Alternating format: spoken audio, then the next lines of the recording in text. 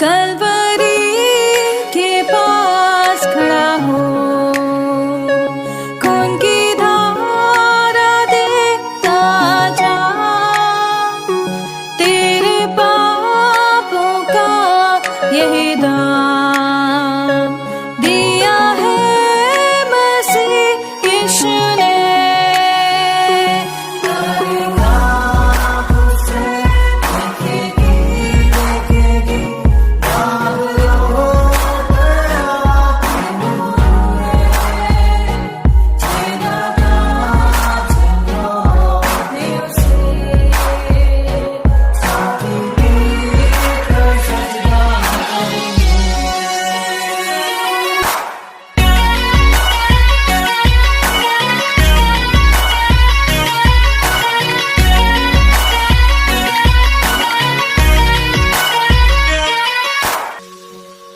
ये हुआ सब तेरे लिए, तूने भी उसे छेड़ा था, फिर भी प्यार से वो बुलाता, जाता क्यों नहीं तू उसके पास, फिर भी प्यार से वो बुलाता, जाता क्यों नहीं तू उसके पास।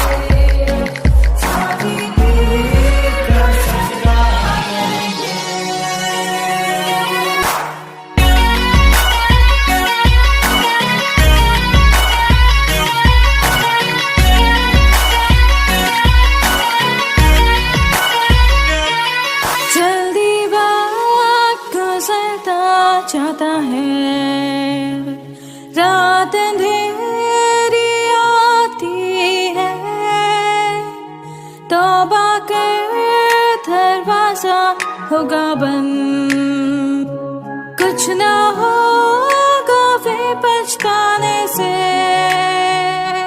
तौबा कर दरवाजा होगा बंद, कुछ ना होगा फिर पछताने से।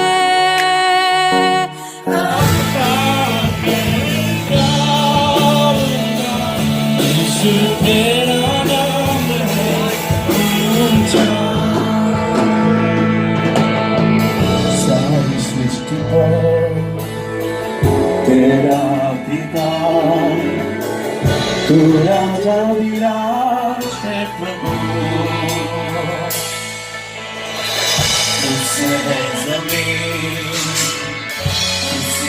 हम प्रभु परमेश्वर को धन्यवाद देते हैं आज की सुंदर सुबह के लिए, कि परमेश्वर ने आज की सुंदर सुबह एक बार फिर से दी है कि हम परमेश्वर के पवित्र चरणों में आकर परमेश्वर की महिमा करें। प्रियो, मैं आप सभी का स्वागत और वेलकम करता हूं living Christian movement fellowship ministry Jaipur Rajasthan में। आज सोमवार का दिन है, फिर से एक नया सप्ताह प्रभु ने हमें दिया है ताकि हम परमेश्वर की महिमा कर सकें और जो प्रभु की योजना उसको पूरा कर सकें। प्रियो, पिछले सप्ताह परमेश्वर ने हमें संभाला, उत्तम आशीष दी, ये नया सप्ताह दिया, इसके लिए भी हम प्रार्थना करें ताकि इस नए सप्ताह में भी प्रभु में इस्तेमाल करें और बहुतों के लिए आशीष का, आनंद का कारण बनते जाएं और जो परमेश्वर की योजना है उसको पूरा कर सकें।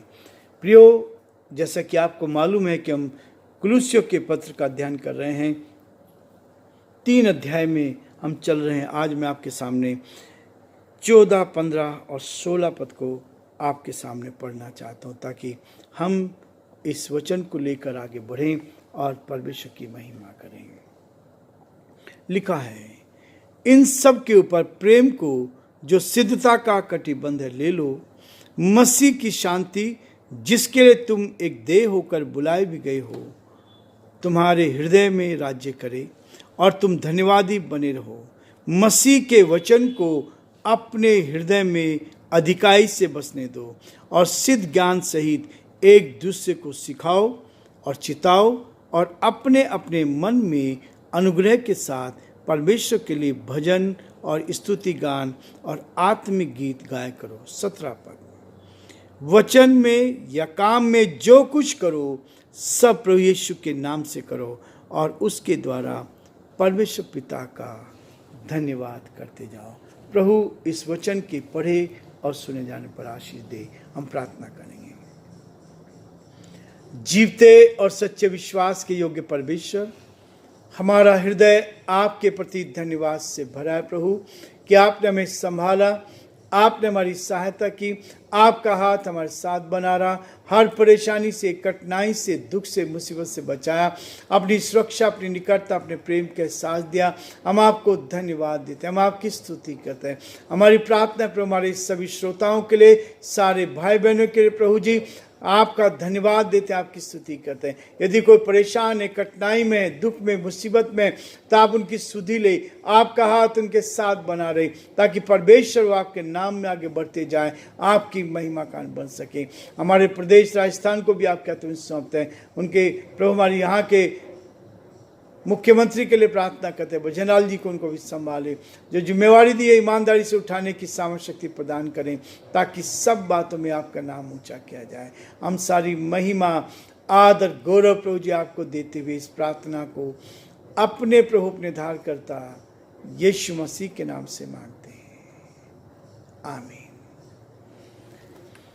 प्रिय परमेश्वर का धन्यवाद हो कि परमेश्वर मुझे और आपको हर कदम पर प्रेरित करता है, ताकि इस वचन को लेकर हम आगे बढ़ सकें और जो परमेश्वर की इच्छा है उसको पूरा कर सके। परमेश्वर का वचन कहता है 14 पद में, इन सब के ऊपर प्रेम को जो सिद्धता का कटिबंध है बांध लो। एक दूसरे के अपराध क्षमा करो, एक दूसरे के लिए प्रार्थना करो और एक दूसरे को अपने से अच्छा समझो। और उसके बाद वो कहता है कि इन सब के ऊपर प्रेम को जो सिद्धता का कटिबंध बांध लो। बिना प्रेम के ये बाइबल अधूरी है। प्रेम जो हम करते हैं एक दूसरे के साथ, परमेश्वर चाहता है कि इस वचन को लेकर हम आगे बढ़ें, प्रेम हमारे जीवन में हो, वो सिद्धता का कटिबंध है, उसको बांध लो।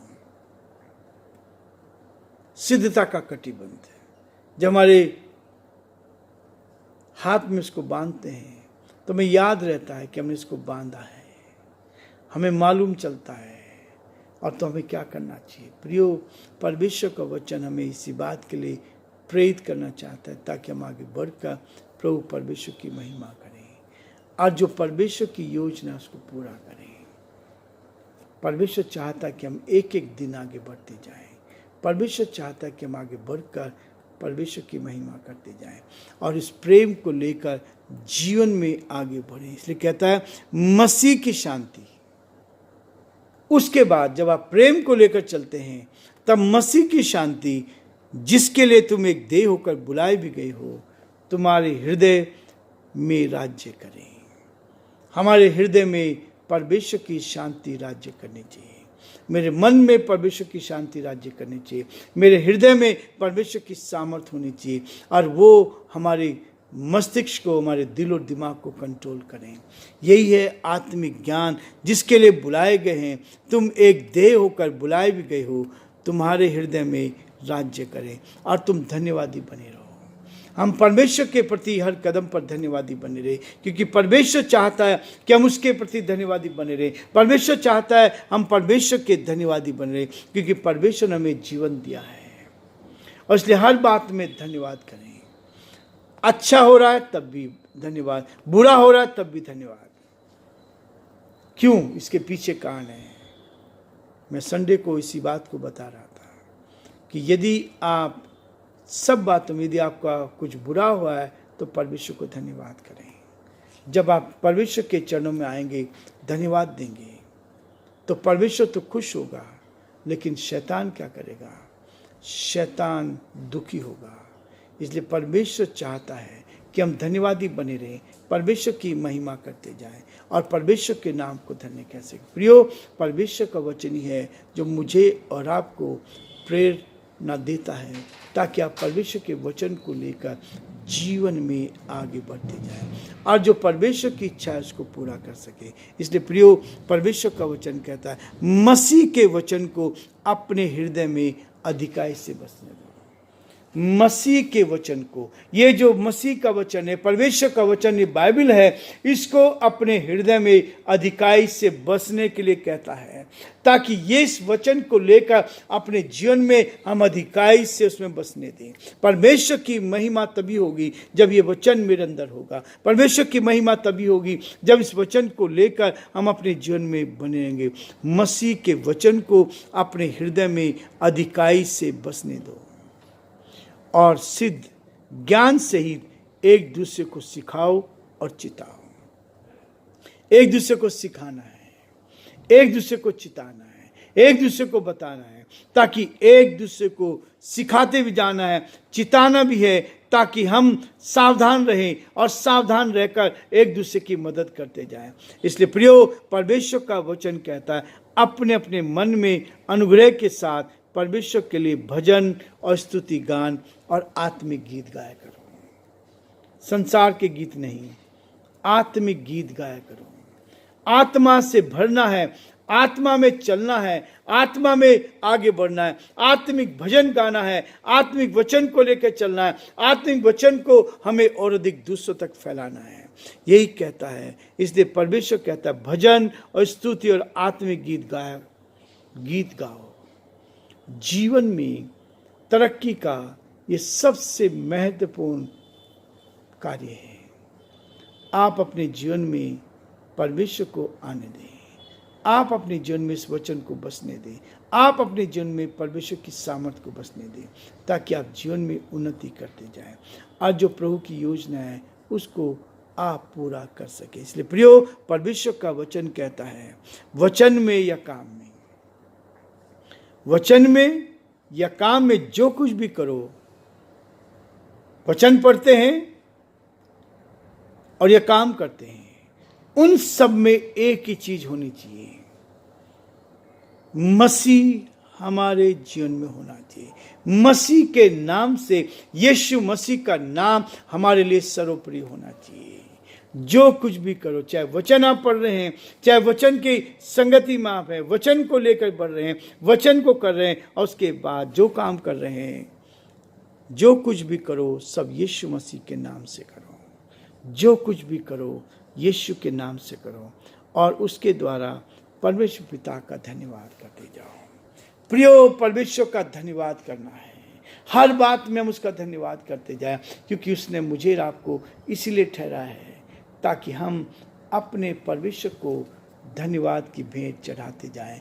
आज जो प्रभु की योजना है उसको अपने जीवन में पूरा करते जाएं।